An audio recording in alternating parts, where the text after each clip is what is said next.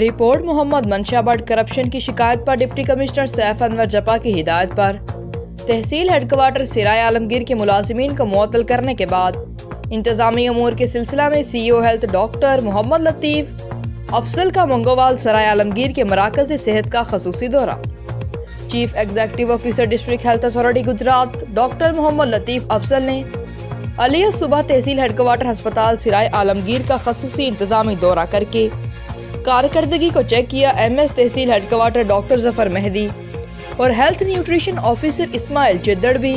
CEO health के हमरा मौजूद थे।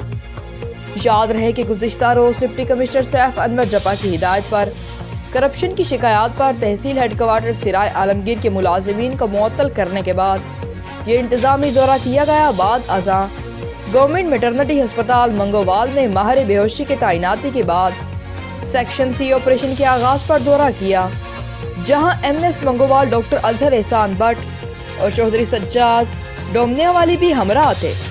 CEO हेल्थ ने मराकज़ सेहत के दौरों के दौरान वार्ड्स में जाकर मरीजों से सहूलियात, इलाज, मुआवजा और अद्वियात के बारे में फीडबैक लिया, एमरजेंसीज का भी मुआयना किया, सफाई के इंतजामात, स्टाफ की हाजिरी और मराकज़ सेहत के हेल्थ इंडिकेटर्स की जांच पड़ताल की।